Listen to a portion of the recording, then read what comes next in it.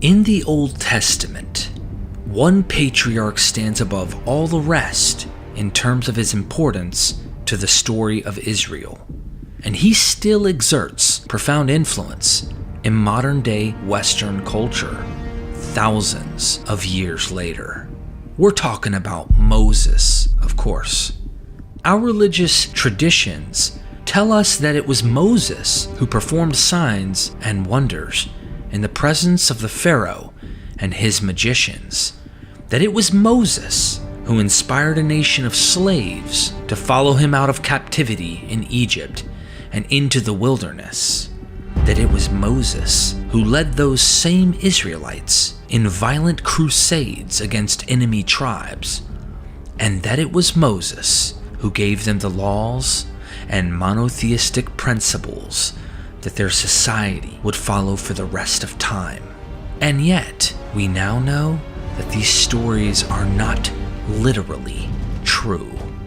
The quest to find archaeological evidence for slavery in Egypt, for the sojourn in the wilderness, for the conquest of the Amorites and the Midianites, and for the institution of the law in ancient Israel has turned up nothing. Moses himself is a phantom. If none of the acts attributed to him actually happened, then who is he? How did these stories develop? What real-world situation caused the Judeans to promote Moses as the founder of their ancient nation? Although it is widely assumed that the Moses tradition must be very old, that assumption is sorely lacking in evidence. Ancient records are silent about Moses. Inscriptions, seals, and other texts from ancient Israel and Judah never mention Moses or any of the other Israelite patriarchs. Records from the Babylonian and Persian periods say nothing.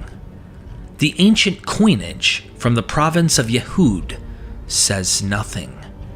The Elephantine papyri from the Persian-era Judeans and Israelites in Egypt show zero awareness of Moses and the Torah.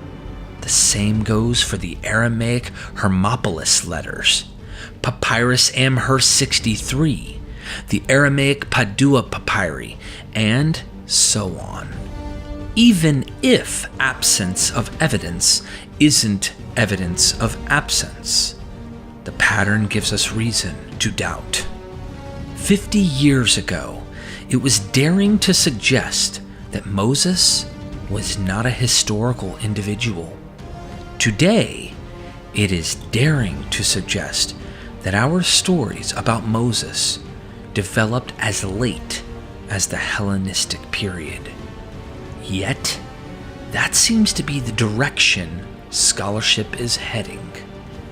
If you're open to new ideas, join us as we examine the oldest known stories of Moses and present an alternate view based on that evidence.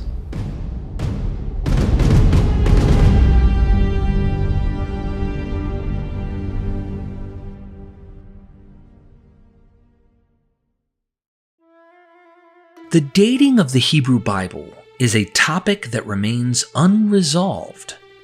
Many traditions and myths found among its pages are old indeed, but the text itself did not reach its final form until the Hellenistic period. If this claim is false, it should not be hard to disprove. A single manuscript find could change everything. But we're not holding our breath. Dr. Gad Barnea, a historian at the University of Haifa, after examining every surviving Jewish document from the Persian period, recently stated that there is literally zero evidence for any knowledge of and any familiarity with the Bible at that time. We may not know how far back the stories of Abraham, Moses, Joshua, Deborah, David, Solomon, Esther, Daniel, and other Bible heroes go. All we can say is that no one seems to have written anything down about them until after Alexander the Great and his empire introduced Greek literature, philosophy, and culture to the Near East. So what about Moses? We mainly know of Moses from the books of the Pentateuch. The book of Deuteronomy is thought to tell the oldest version of his story, with Exodus, Leviticus, and Numbers being later accretions. The story they tell is filled with improbable and fantastic elements, not to mention historical anachronisms and internal contradictions that indicate a work of creative literature. When we look at the rest of the Bible, references to Moses are surprisingly rare. The book of Ezekiel does not mention him even once. In Isaiah, only the final section known as Trito Isaiah, written long after the rest of the book, mentions Moses. In Jeremiah, Moses appears just once. He is absent from the old prophetic books of Amos and Hosea, as well as Obadiah, Jonah, Nahum, Habakkuk, Zephaniah, and Zechariah. Micah and Malachi have one mention each in passages that are arguably late and perhaps Hellenistic. Broadly speaking, the earlier the text, the less important Moses is. In the Hellenistic period, we begin to find references to Moses outside the Bible. These references, however, only add to our uncertainty, because if the Pentateuch was well known by that point, we would expect such stories to follow it closely. Instead, they diverge greatly from the narrative of the Pentateuch. If those authors did not learn of Moses from Jewish writings, then where did their knowledge come from?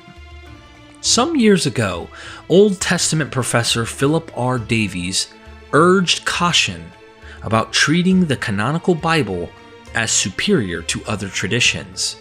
We do not know the date and origin of the canonized story or its sources, and thus we cannot assume either that it constitutes the standard version by which to judge the conformity or deviation of other accounts. Let's examine those divergent Moses traditions, guided by the work of modern critical scholars, and see where they lead us. Since we're diving into the legendary figure of Moses in this documentary, it's the perfect time to introduce today's sponsor, Bart Ehrman's courses on Christian origins. If you find Moses intriguing, you'll love Dr. Bart Ehrman's fascinating online course, Finding Moses. Ever wondered if Moses was a real historical figure or just a legendary character? Dr. Ehrman explores this and more. Exodus, truth or myth? What does the evidence actually reveal? Who penned the pivotal books, Exodus, Leviticus, Numbers, and Deuteronomy? When were these stories written and by whom? The Ten Commandments decoded, were they meant for just Jews or did they extend to Christians too? The Exodus, a historical event. Is there any solid evidence that the Exodus occurred or that millions of Israelites wandered the wilderness for 40 years? Inconsistencies in Scripture. Are Exodus, Leviticus, Numbers, and Deuteronomy really in harmony? Or do they contradict each other? Legalism in ancient Israel. Did Jews need to follow all the laws given to Moses to achieve salvation? Moses is one of history's most iconic figures. Understanding him is crucial. Don't miss out on this deep dive into the Bible's texts. Sign up at bartehrman.com/myth by clicking the link in the description or the pinned comment to start taking the course right now. Use the exclusive coupon code MYTH at checkout for a special discount. And remember, once you sign up, you own the course for life. Now, let's get back to our hunt for the true origins of Moses in this documentary.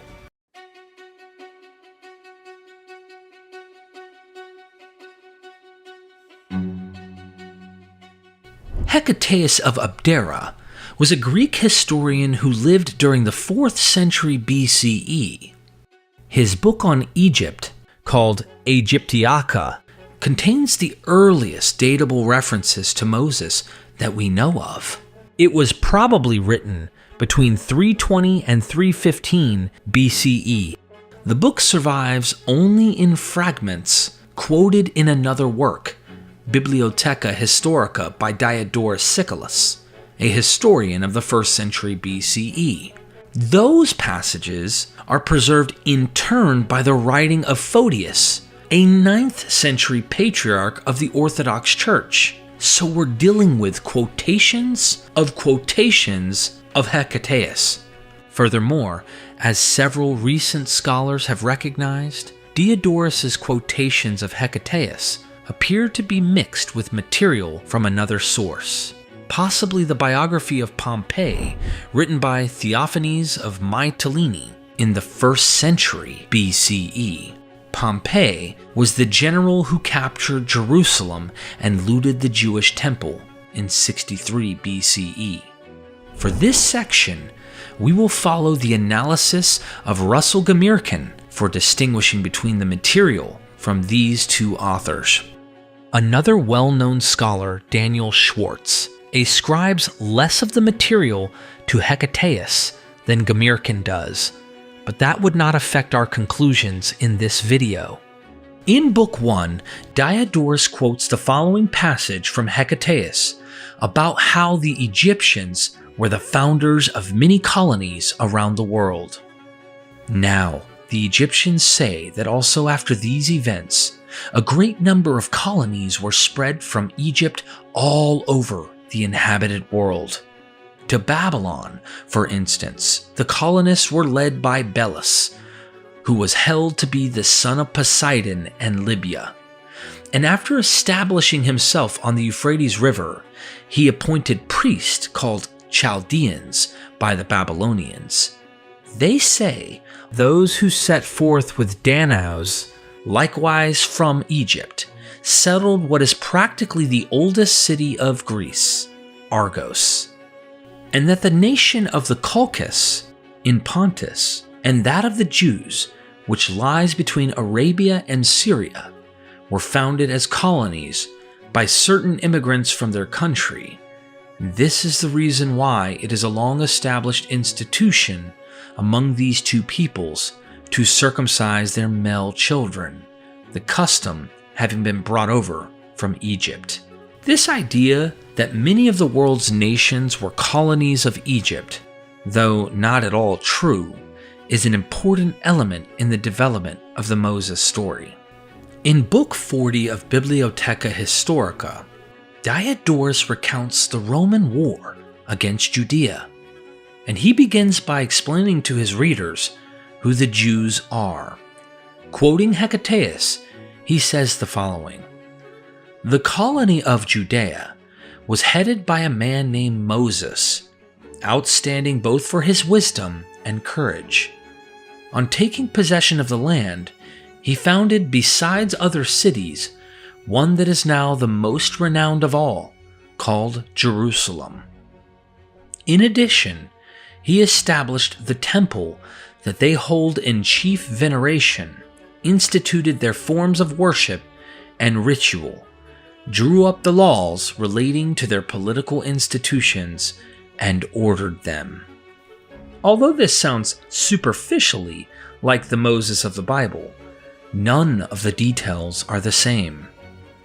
Whatever Hecataeus' source for this legend about Moses was, it was not the book of Exodus.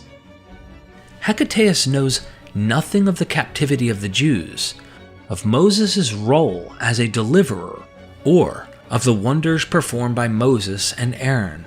According to Hecataeus, Moses did not die in the wilderness, but went all the way to Jerusalem, where he personally founded the city, its temple, and Judea's political institutions. Moses is clearly regarded as a lawgiver, but not in connection with the books of the Torah. Gamirkin observes, by the time of Hecataeus, we may begin to speak of the laws of Moses. One cannot yet speak of the books of Moses. Now, Hecataeus visited Thebes in person in order to write his book on Egyptian history that Diodorus is quoting from. Gamirkin suggests the possibility that Hecataeus learned about Moses the lawgiver from the priests in Egypt and drew his own conclusion that Moses had also been the founder of Jerusalem, since this was the typical pattern in Greek-founded legends. Next, Diodorus says the following about Moses. He also divided the people into 12 tribes, since this is regarded as the most perfect number, and corresponds to the number of months that make up a year. Again, this might sound like an allusion to the Pentateuch, but the details don't line up. Hecataeus knows nothing about the story of Jacob and his 12 sons. Rather, he seems to be drawing on the Greek stereotype of 12 tribe alliances being the perfect political structure. For example, Plato, in Book 5 of Laws, describes the ideal country as one that is comprised of 12 territories and 12 tribes. The city shall be placed in a suitable situation, as nearly as possible in the center of the country, and shall be divided into 12 wards. 12 lots will be assigned to 12 gods, and they will give their names to the tribes. The divisions of the city shall correspond to those of the country. The 12 tribes shall allot among themselves annually the 12 divisions of the country, and each tribe shall appoint 5 wardens and commanders of the watch. Plato goes on to give further instructions regarding the 12 tribes, and he also explains that 12 is the ideal number because there are 12 months. In other words, this detail about Moses establishing 12 tribes due to the 12 months of the year more likely comes from Plato and Greek ideals rather than the Jewish scriptures. It would not be surprising for a Greek writer to assume that Moses, as a wise lawgiver, must have divided his country into 12 tribes. The next remarks by Diodorus appear to come from Theophanes of Mytilene instead of Hecataeus. Diodorus states, "But Moses had no images whatsoever of the gods made for them, being of the opinion that God is not in human form. Rather, the heaven that encompasses the earth is alone divine and rules everything." As we noted, Theophanes, who lived 300 years after Hecataeus, had written a book about the Roman general Pompey. The fact that the Jerusalem temple contained no images or statues of any kind was not widely known until Pompey ransacked the temple and found it empty. Thus, when Diodorus says that Moses put no images in the temple, his source must be later than Pompey's invasion. Next, Diodorus states that Moses instituted an antisocial and hostile religion due to the Judeans' expulsion from Egypt. This statement is incompatible with the early quotation of Hecataeus that said Moses was highly esteemed and that Judea was founded by Egyptians. Again, this must come from a later source than Hecataeus.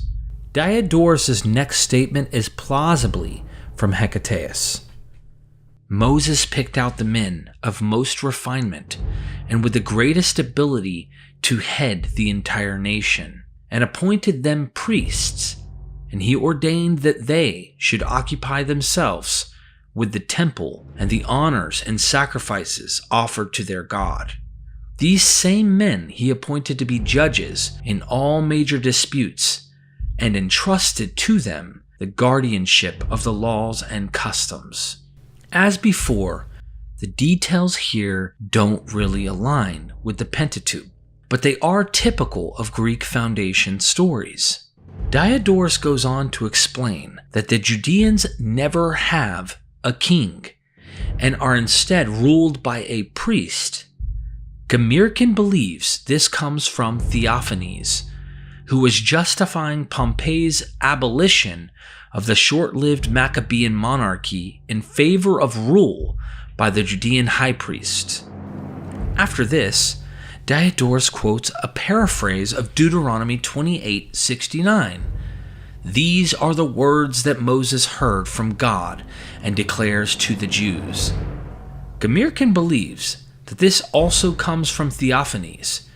It would be strange for Hecataeus to quote from a book that he has systematically contradicted on every detail. To summarize so far, our earliest source on Moses is Hecataeus of Abdera, who probably wrote between 320 and 315 BCE. According to Hecataeus, Jerusalem was colonized by Egyptians under their ruler Moses, who was famous for his wisdom and courage. Moses founded the Jerusalem temple, instituted its laws, and divided Judea into 12 tribes in accordance with Plato's political philosophy. This story has echoes in the Pentateuch, yet nearly every detail differs from what the Bible actually says, and much of it is plausibly invented by Hecataeus himself. His actual knowledge about the Jews was meager. He shows no awareness of the Pentateuch or its contents. Our surviving fragments of Hecataeus are mixed with details taken from a later historian, probably Theophanes of Mytilene, who was writing almost 3 centuries later. Theophanes' knowledge of Moses and the Jerusalem temple come from his time as part of Pompey's entourage in 63 BCE, and he knows at least one quote attributable to Deuteronomy. Unlike Hecataeus, Theophanes had a rather negative view of the Jews, viewing their religious practices as deviant and hostile toward outsiders. And he doesn't view the Judeans as being Egyptian. We'll find out why in a bit.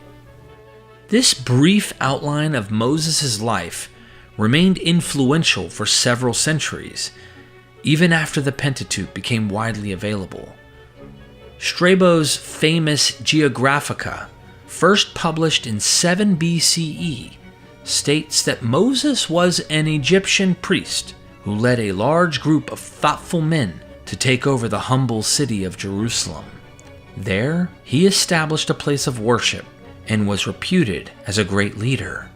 By the way, the quotations attributed to Hecataeus of Abdera by Josephus will not be covered here, because scholars have shown them to be a later pseudonymous forgery.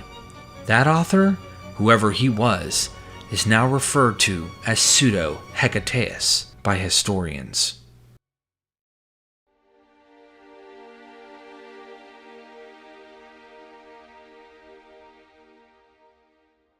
The late Israeli Bible professor Moshe Weinfeld pointed out in a 1988 paper that although most genres of biblical literature have Near Eastern counterparts, the stories about patriarchs who settle Israel and establish its cities do not.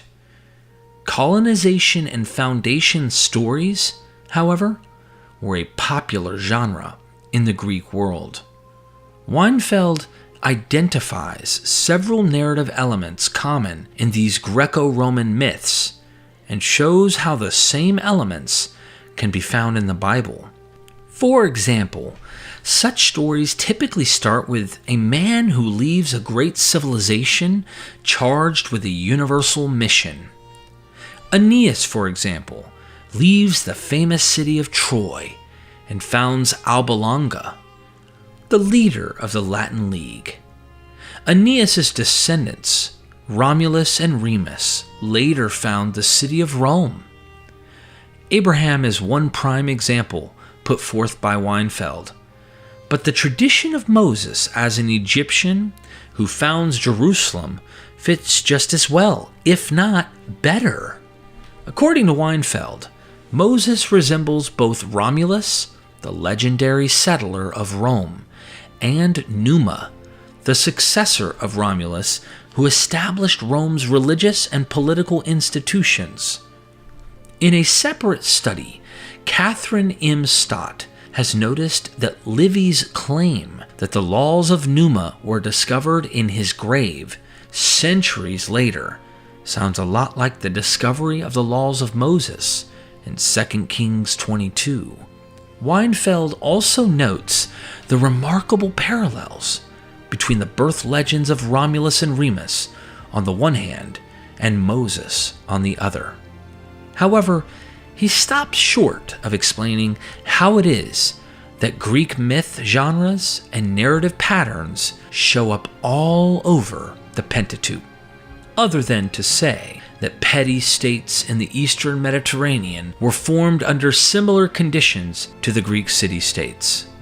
Gamirkin goes further than Weinfeld, especially in his 2016 book, Plato and the Creation of the Hebrew Bible, where he argues that Jewish foundation stories are dependent on and inspired by the Greek ktisis, the foundation story genre. He writes, "The story of the migration of the Israelites to the Promised Land under the leadership of Moses and his creation of a constitution and laws for the new nation closely conform to the conventions of the Greek foundation story. A story of the Jewish nation written by a Greek historian might have read much as the present text of Exodus to Joshua."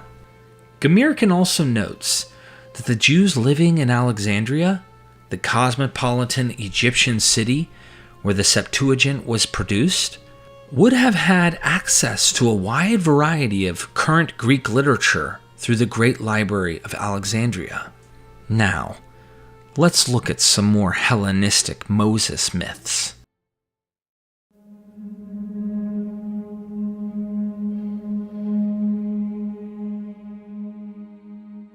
Manetho was an Egyptian priest in the 3rd century BCE and a prolific writer of books in Greek. Around the year 285 BCE, a few decades after Hecataeus, he wrote a history of Egypt called the Aegyptiaca that was well known in antiquity.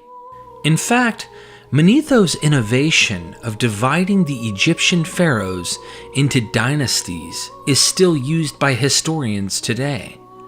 Though his work is invaluable to Egyptologists, it is also filled with myths and historical errors. Manetho wrote at least 2 stories about ancient foreigners being expelled from Egypt that are relevant to the Moses tradition.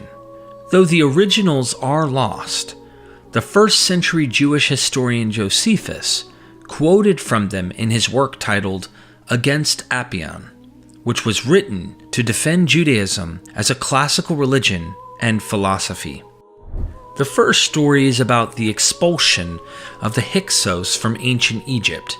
At first glance, this might seem irrelevant to the story of Moses, but there are important parallels we will point out. We should start by explaining who the Hyksos were. The 15th dynasty of Egypt consisted of several non-Egyptian kings, Canaanites most likely, who ruled over Lower Egypt for about a century, from 1650 to 1550 BCE. They were known in Egyptian as the Hekau Kasut, which meant kings from foreign lands. This phrase later evolved into the Greek word Hyksos. In the end, these foreign rulers were expelled from Egypt by Pharaoh Ahmose I, and this event is the subject of Manetho's first story. Manetho is extremely critical of the Hyksos, saying they burnt Egyptian cities and razed its temples to the ground. He also says they treated the Egyptians cruelly, killing some and enslaving others.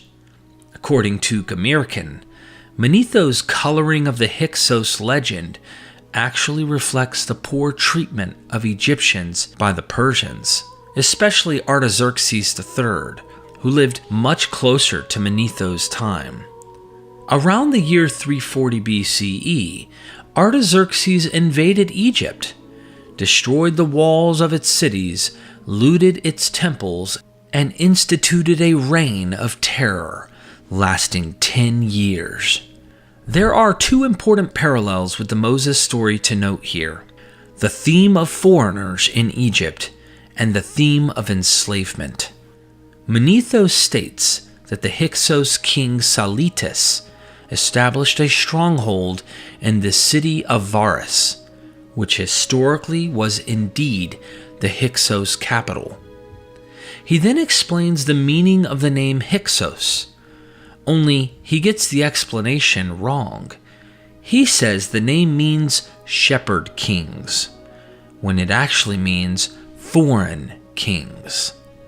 Later, he offers an alternate translation of Hyksos, shepherd captives. This too is wrong.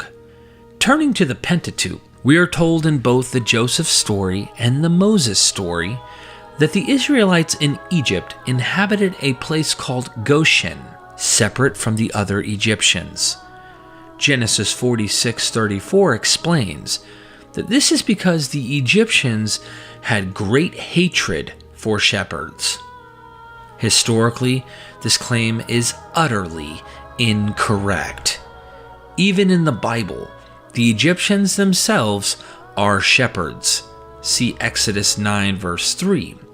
And Egyptian inscriptions often tell of desert tribes taking refuge with their flocks in Egypt.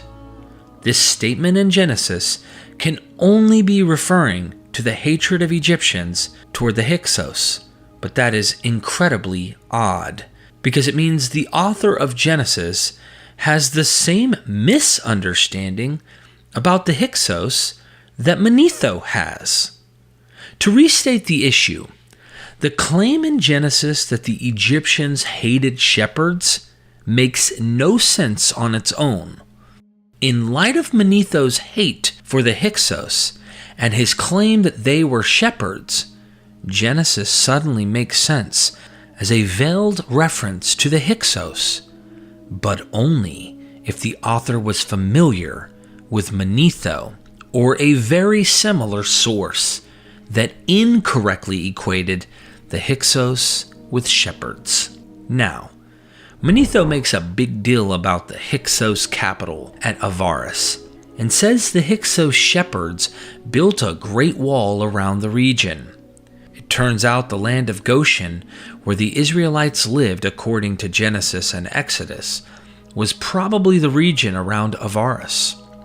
Gamirkan points out that on their way out of Egypt, the Israelites passed by the wilderness of Shur, which means wall in Hebrew. Manetho continues that Pharaoh Thutmose besieged Avaris and expelled the Hyksos.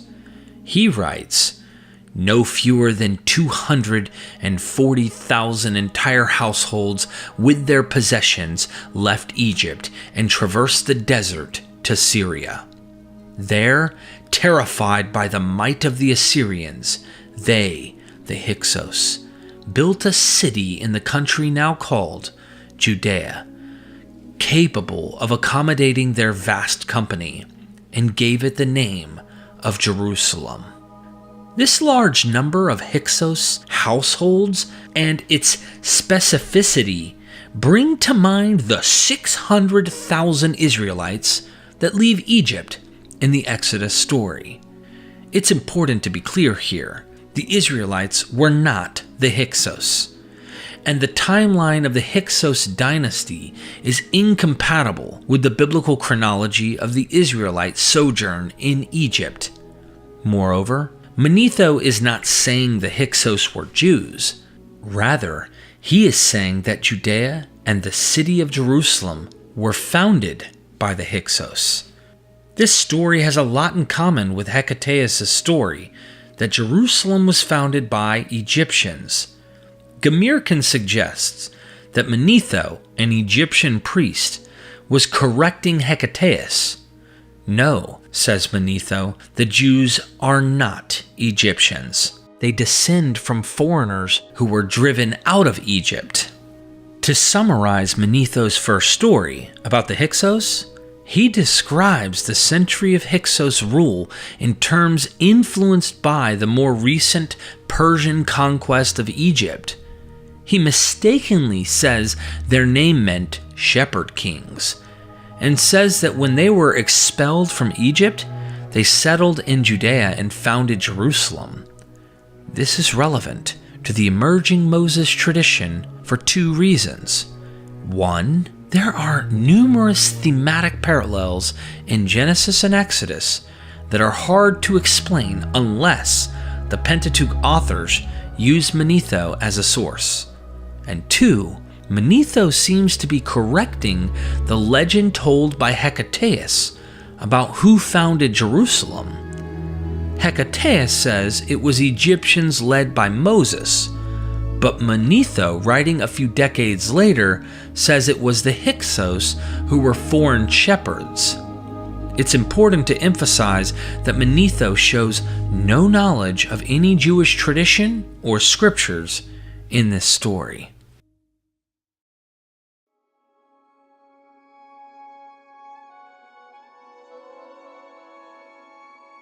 The second story told by Manetho and preserved by Josephus is even more intriguing. This one takes place, according to Manetho's chronology, some 500 years later, and it concerns an Egyptian king named Amenophis. As Manetho's story goes, King Amenophis of Egypt wants to have a vision of the gods. His seer tells him he will see the gods if he purges Egypt of lepers and other polluted people. Amenophis does as he is told, sending 80,000 disabled people and lepers to work in the stone quarries east of the Nile. However, the seer also warns that these polluted men will join forces with an enemy and become the masters of Egypt for 13 years. Having put that warning in writing, the seer kills himself. After some time, King Amenophis allows the polluted men to inhabit the abandoned city of Avaris, a city dedicated to the god Seth Typhon since the time of the original Hyksos. Once established in Avaris, those men appoint a leprous priest from Heliopolis named Osarsiph to be their leader. Under Osarsiph, they abandon the traditional Egyptian gods and prepare for war against King Amenophis. Let's stop here and point out that this story is fictional. However, according to Gamirkan, it served an important political purpose: to criticize the revival of the Seth cult under the Ramesside kings. Seth, the god of the desert, was an Egyptian deity who became equated with the Syrian storm god Hadad during the reign of the Hyksos. The cult of Seth continued to flourish in Avaris even after the expulsion of the Hyksos. But in Manetho's time, it was highly demonized for its association with foreign invaders. Manetho's goal was to show that the cult had been founded by polluted priests from the beginning. Propaganda that links evil foreigners with the Seth Typhon cult is explicit in another Hellenistic Egyptian text called the Oracle of the Potter.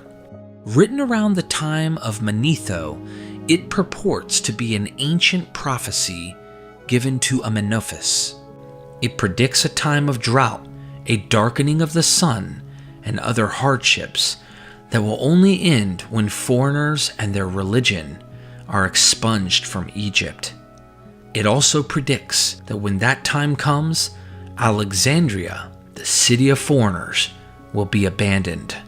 Continuing Manetho's story, the rebels send an embassy to Jerusalem, inviting the Hyksos shepherds to come fight against Egypt. Some 200,000 shepherds answer the call and come to Avaris, and King Amenophis remembers the seer's warning. He gathers an army to confront the rebels, but then changes his mind and retreats to Ethiopia. This purely fictional story is an allegory for King Nectanebos II, who similarly fled to Ethiopia when Artaxerxes III invaded. According to Manetho, these rebels and their Hyksos allies set fire to the cities of Egypt, pillaged the temples, and mutilated the statues of the gods.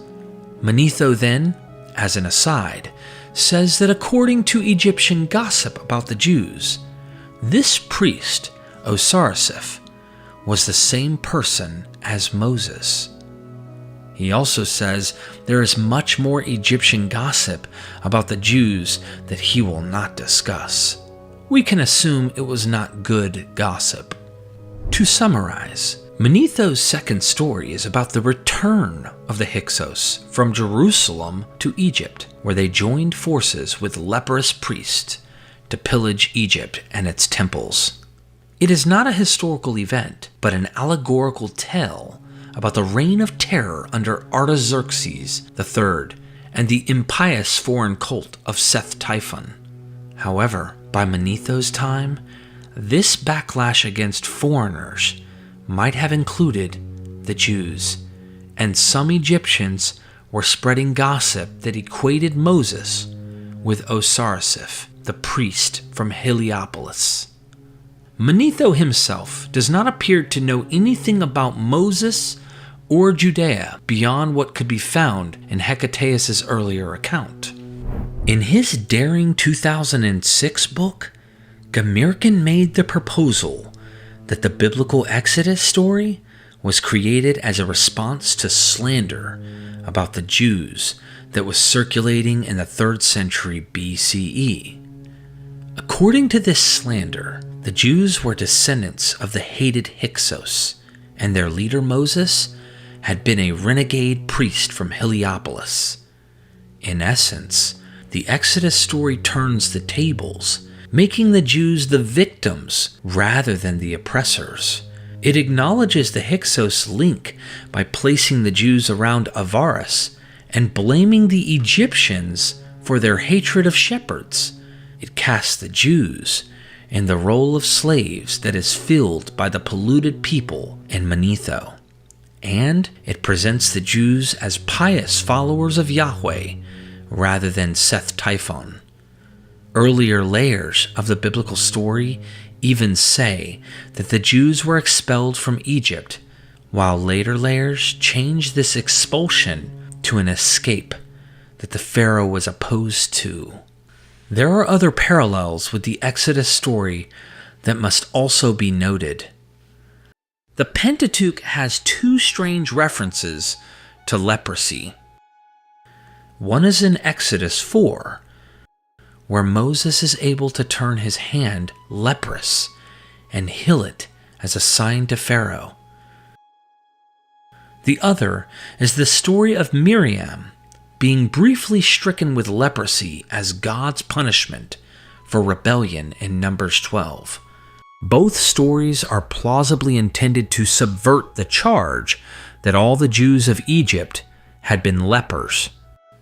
Renowned Old Testament scholar Thomas Romer agrees with this interpretation, and he thinks Manetho's story is reflected in Deuteronomy 7:15 as well. All the dread diseases from Egypt that you experienced, Yahweh will not inflict on you. Romer says, the biblical redactor opposes to the tradition of the lepers known by Manetho the affirmation that Moses' leprosy was only momentary. It happened in the context of a transfer of divine powers to him. Another scholar, J. Ruckel, has argued that the statement by the Pharaoh in Exodus 1:10 is based on the Manetho tradition. In this verse, the Pharaoh declares, "Look, the Israelite people are more numerous and more powerful than we. Come, let us deal shrewdly with them, or they will increase, and in the event of war, join our enemies and fight against us, and get them up out of the land." The idea that Israel might join forces with Egypt's enemies is a blind motif that is abandoned in the rest of the Exodus story. However, it is a close parallel to the part of Manetho's story in which the seer predicts that the polluted priests will join forces with Egypt's enemies. Lastly, Philip R. Davies has noted that the obscure term Hasafsuf, which seems to refer to an entity traveling with the Israelites in Numbers 11:4, could be related to the name Osarsif from the Manetho tradition. So the idea that parts of the Exodus story are dependent on the Hyksos tradition promoted by Manetho in the early 3rd century is already mainstream scholarship. Gamirkin simply goes a bit further in proposing that the main framework of the Exodus story is post-Manetho. Davies agrees that the conventional explanation that Hecataeus and Manetho knew a garbled version of the Jewish Exodus story is not necessarily correct. It remains possible that the narratives of Hecataeus and Manetho are a garbled form of the Judean story of an Exodus, in which the plagues, the name of Moses, and the departure of a group of people towards Judah have been transformed. But it is equally possible that the opposite is true, and that the story of the plagues and the transformation of an expulsion into a miraculous escape is a Judean revision of an older Egyptian story known to Hecataeus and Manetho.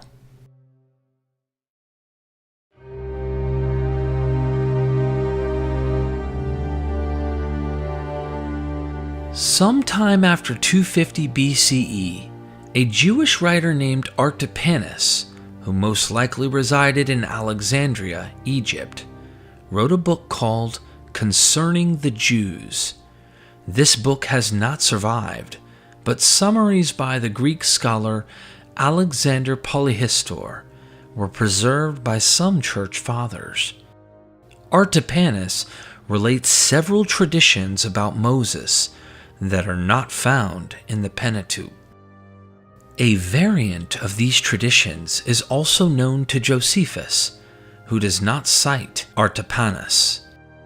In the surviving fragments of Artapanus' story, Moses was adopted by an Egyptian woman named Meris, who was betrothed to an Egyptian ruler named Chenephrus. Moses grows up to be a brilliant inventor and philosopher. He also divides Egypt into 36 departments and sets aside land for the priests. Chenephrus grows jealous of the admiration that the Egyptians have for Moses, so he sends Moses with an army of farmers to fight the Ethiopians, who are threatening Egypt, hoping that Moses will die in the process. En route to the Ethiopians, Moses founds the city of Hermopolis and consecrates the ibis there. Then Moses fights the Ethiopians for 10 years, but eventually befriends them and teaches them circumcision. Later, Chenephrus hires an assassin to kill Moses while he is attending the burial of his adopted mother. Moses learns of the plot and buries her in secret at a city that he names Meroe. After this, Moses flees to Arabia, where he lives with the chieftain Raguel and marries Raguel's daughter. Josephus' version contains the same general narrative and elements, but the details are somewhat different. Moses' mother is named Thermuthis, and Moses is put in charge of Pharaoh's regular army, not farmers. In this version, Moses has not found Hermopolis. However, he cleverly uses ibises to fend off dangerous flying serpents that block the way to the Ethiopian army. By traveling over land with these ibises, he is able to take the Ethiopians by surprise.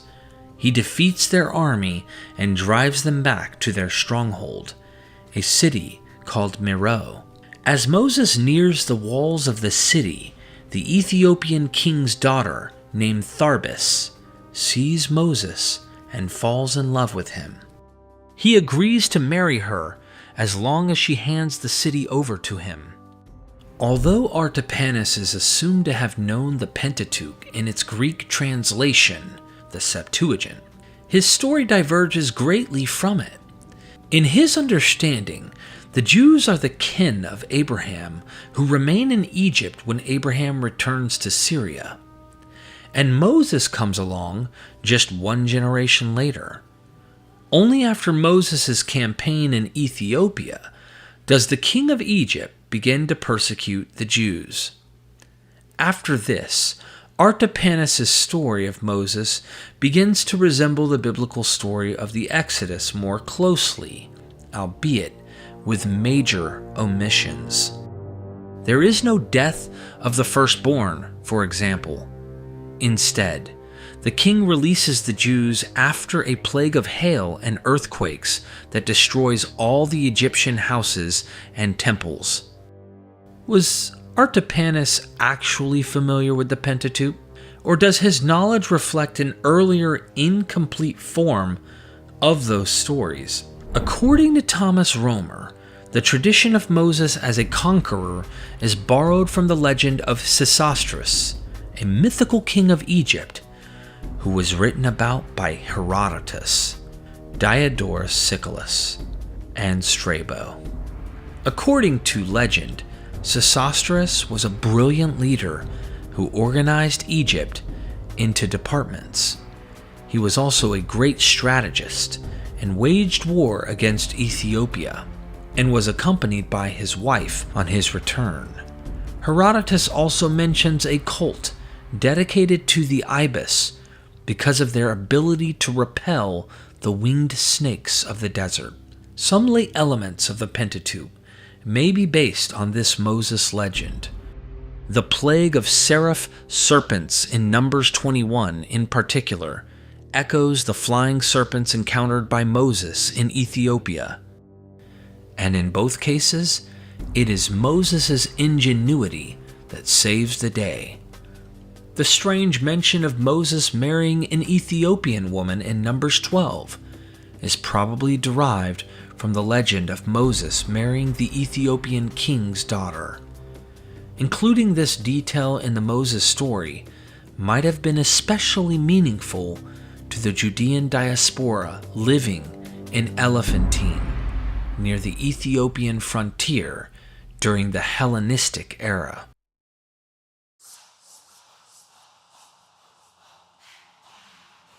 A fairy tale-like story about Moses' birth is told in Exodus 2.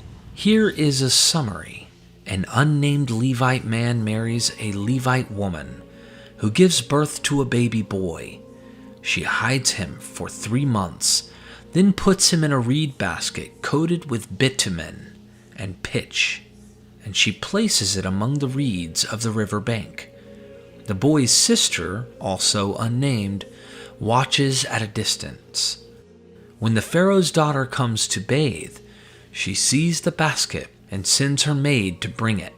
They discover the child, which the princess realizes must be Hebrew.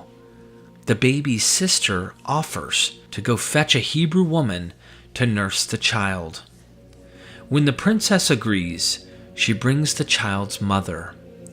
The princess names the child Moses because he was drawn out of the water. The legendary birth story of Moses has many, many parallels in ancient literature.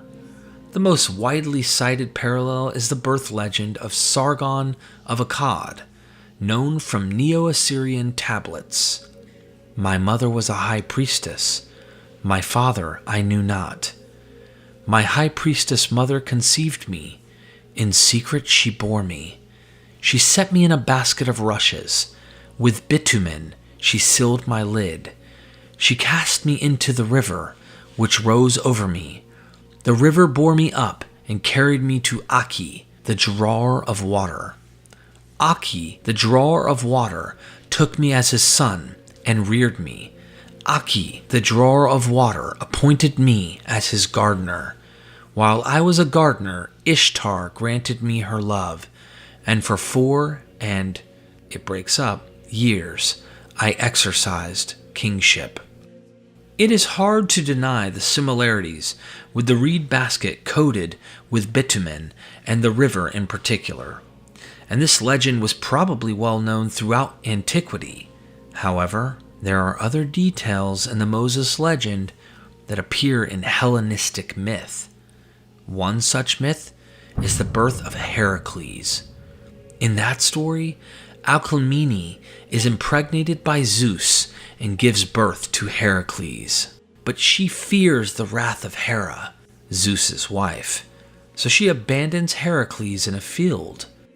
Athene, Heracles' sister, rescues him and takes him to Hera, who agrees to nurse the child without knowing who the child actually is. However, the child sucks so strongly during nursing that he hurts Hera. So Athena takes the child back to his mother, Alcmene, to nurse him. Another interesting parallel, identified by Dr. Bruce Loudon, a specialist in Greek myth, comes from Ion, a Greek play by Euripides that was written between 414 and 412 BCE. In that tale, the woman Creusa gives birth to a boy after being raped by Apollo. To conceal his birth, she abandons him in a wicker cradle with 2 snakes as guardians. Hermes retrieves the infant and his cradle and places them on the steps of the Oracle of Delphi, where a priestess discovers the baby and decides to raise him. The boy grows up to be Ion, progenitor of the Ionians, and he is even named on the basis of a pun, much like Moses. This story motif was widespread in Hellenistic times. Classicist Dr. Iona Karamanou remarks in a recent book, "The exposure of a hero as a baby, his miraculous survival, and eventual restoration to his proper status constitute a common tale pattern found with a degree of variation in a wide range of Greek and non-Greek sources.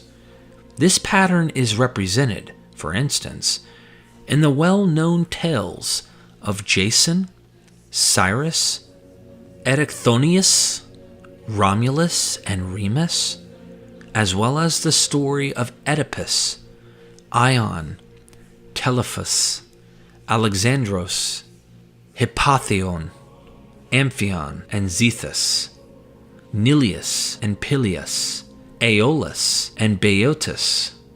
Holly, in particular, associated the seclusion and ordeal in the floating chest with rites of consecration of the young hero and his mother. Their miraculous rescue seems to demonstrate the child's divine election and predestination, as well as his mother's innocence. It's also interesting that Moses' sister is not named in Exodus 2. As Propp observes in his highly regarded commentary on Exodus, Miriam, as the sister of Moses, developed as a separate tradition. Miriam is Moses' kinswoman in the E source and his sibling in the P source, but she is non-existent in the J source. Moses' birth story, with his unnamed parents and guardian sister, seems to be an unconnected legend inspired by the multitude of Greek hero exposure myths that were around during the Hellenistic era.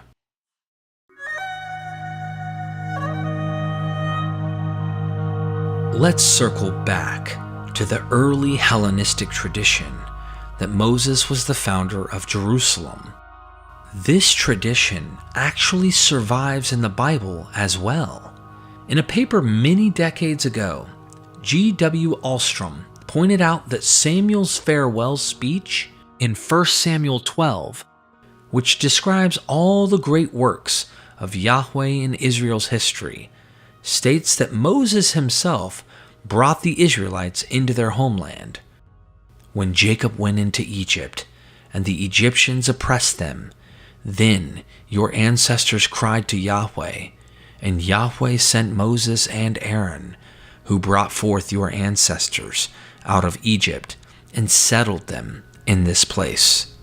That Moses remained in the wilderness while Joshua led the Israelites into Canaan. 2. It shows no awareness of the conquest of Canaan. 3. If this tradition knew of any glorious conquest, it should have been included among Yahweh's mighty deeds. 4. It mentions no promise of the land, even though the promise to Abraham is a major part of the Pentateuch's narrative. Ahlstrom concludes then that the tradition of Moses leading the people from Egypt into the land of Israel was older than the tradition of conquest under Joshua. Ahlstrom's purpose for pointing this out is to show that the conquest narrative has no historical basis. For our purposes here, it supports the thesis that the legend of Moses, the colonizer of Judea, as recorded by Hecataeus, was the bedrock on which the later Moses traditions were built. As for Joshua, Ahlstrom suggests he was a local hero of one of the hill country clans that formed Israel. Only later was he associated with Moses and connected with the emerging conquest tradition. We suggest that the Joshua of 1 Chronicles 7:27, who is a 9th generation descendant of Ephraim, is the original Joshua. That Joshua has a father named Nun, just as in the Pentateuch. But Chronicles tells us that the land of Ephraim was settled by Ephraim himself. In this older tradition, Joshua never grew up in Egypt or conquered Canaan. Source criticism of the Pentateuch also supports the idea that the Jews originally envisioned Moses himself as the one who led the Israelites to Jerusalem. In a recent paper, Łukasz Niishiwowski-Spano points out that the passages written by the earlier J source do not mention the wilderness period as a punishment from God. The key passage is Exodus 17, where Moses strikes the rock at Meribah to produce water for the complaining Israelites. The people quarreled with Moses and said, "Give us water to drink." Moses said to them, "Why do you quarrel with me? Why do you test Yahweh?" But the people thirsted there for water. And the people complained against Moses and said, "Why did you bring us out of Egypt to kill us and our children and livestock with thirst?" So Moses cried out to Yahweh, "What shall I do for this people? They are almost ready to stone me." Yahweh said to Moses, "Go on ahead of the people and take some of the elders of Israel with you. Take in your hand the staff with which you struck the Nile and go. I will be standing there in front of you on the rock at Horeb. Strike the rock, and water will come out of it, so that the people may drink." Moses did so. In the sight of the elders of Israel, he called the place Massah and Meribah, because the Israelites quarreled and tested Yahweh, saying, "Is Yahweh among us or not?" This passage is later rewritten in Numbers 20, and it is there God tells Moses and Aaron they will not be allowed to enter the promised land. The people quarreled with Moses and said, "Why have you brought the assembly of Yahweh into this wilderness for us and our livestock to die here?" Then Moses and Aaron went away from the assembly to the entrance of the tent of meeting. They fell on their faces, and the glory of Yahweh appeared to them. Yahweh spoke to Moses, saying, "Take the staff and assemble the congregation, you and your brother Aaron, and command the rock before their eyes to yield its water. Thus you shall bring water out of the rock for them. Thus you shall provide drink for the congregation and their livestock."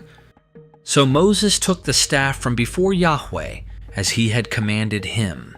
Then Moses lifted up his hand and struck the rock twice with his staff.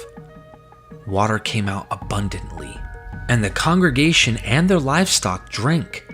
But Yahweh said to Moses and Aaron, "Because you did not trust in me to show my holiness before the eyes of the Israelites, therefore you shall not bring this assembly into the land that I have given them. These are the waters of Meribah, where the Israelites quarreled with Yahweh, and through which he showed himself to be holy."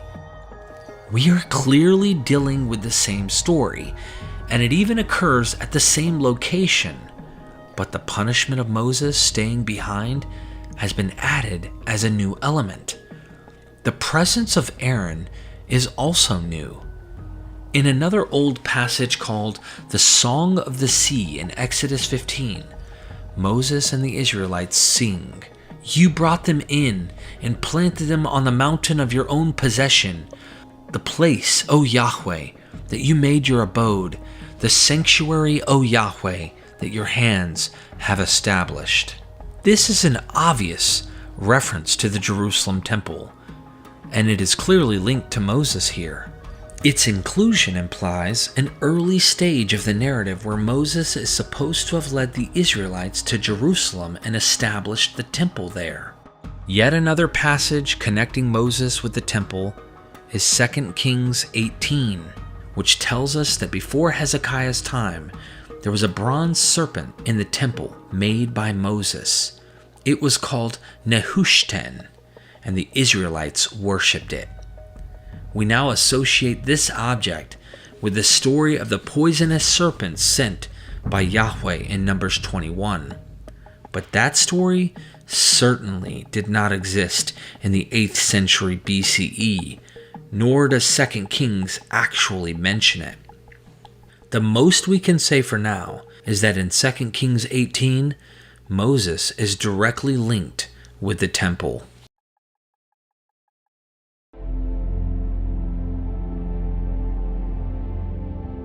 It is a well-established fact of biblical scholarship that the stories of Moses in the Bible do not depict literal history. These stories, like the rest of the Pentateuch, evolved and grew over time, and the final form of the Pentateuch contains numerous sources and layers that have been skillfully combined by editors. We still don't know when the final redaction of the Pentateuch was produced or how most of its stories developed. Though scholars today tend to date the development of the Pentateuch to the Persian period, a growing minority believes it was still in development during the Hellenistic period, after Alexander's conquest. Thomas L. Thompson has proposed that the dates and genealogies of Genesis are organized around a 4,000-year span that starts with creation and ends with the rededication of the temple under the Maccabees in 164 BCE, which would make the final Pentateuch a Hellenistic work regardless of its sources. In his 2000 book on the origins of the Bible, he writes, "The formation of biblical narrative was a process that created the Israel we know. It had its earliest roots in the period of Assyria's domination of Palestine.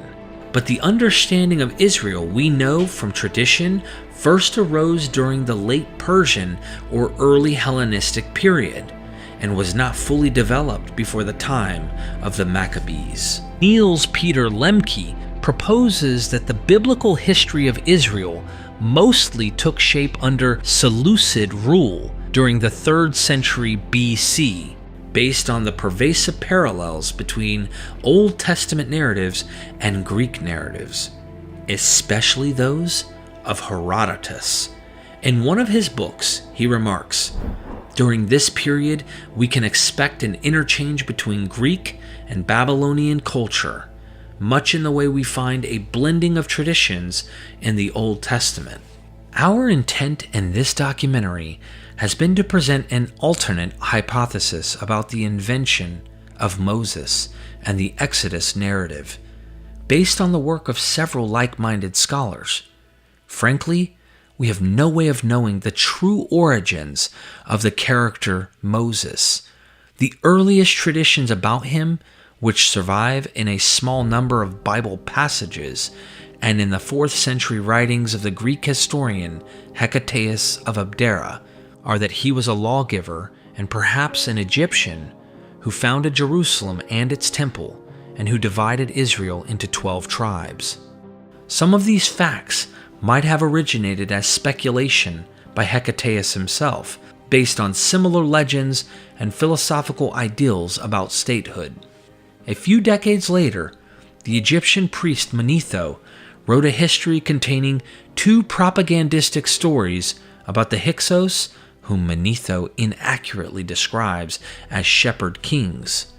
His first story states that the Hyksos founded Jerusalem after being driven out of Egypt.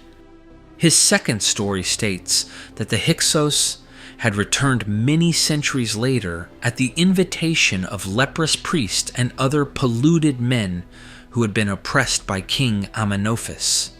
Together, the Hyksos and the polluted men, who were followers of the god Seth Typhon, had carried out a reign of terror across Egypt. This story was not based in any historical reality, but was an analogy for the invasion of Persian King Artaxerxes III and a condemnation of the wicked Seth Typhon cult, which was by that time associated with foreigners. Manetho also knew of rumors in Egypt that connected the Jewish lawgiver Moses with Osiriseth, the leader of the leprous priests. A few more decades later, a Jewish writer living in Alexandria named Artapanus recounted a story of Moses and the Exodus that is lacking many of the details found in the Pentateuch about Moses' birth, the plagues, and the wilderness wandering. However, it includes an episode based on the Egyptian legend of Sesostris that portrays Moses as a brilliant leader and a military commander in Ethiopia who marries an Ethiopian wife. The Jews in Alexandria were aware of the tradition of Moses as their ancient lawgiver and founder of their homeland. They were also aware of the rumors associating the Judeans with the Hyksos and the polluted priests of Seth Typhon. They pushed back against this slander with their own story about how the Hebrews, not the Hyksos, were the shepherds who had been wrongly held captive by an Egyptian pharaoh until Moses led them to their home in Judea. Over the following years, this story was refined further to include other traditions, such as the Ethiopian wife, the encounter with deadly serpents, and a fairy tale-like birth story that reflects the well-known Hellenistic motif of a male child who is abandoned at birth, raised by another woman, and eventually reclaims his rightful position as a great leader. Disproving this hypothesis should be fairly simple, if not easy. A single monument about Moses' exploits from before the 4th century would do it. A single reference to the books of Moses among the thousands of Persian-era Jewish papyri from Elephantine would also be sufficient. But we cannot find what does not exist. If Moses is indeed a Hellenistic creation, then efforts to recover earlier sources are doomed to fail. In the meantime, you can count on Mythvision to keep on pursuing the mysteries of the Bible and the origins of the Abrahamic religions.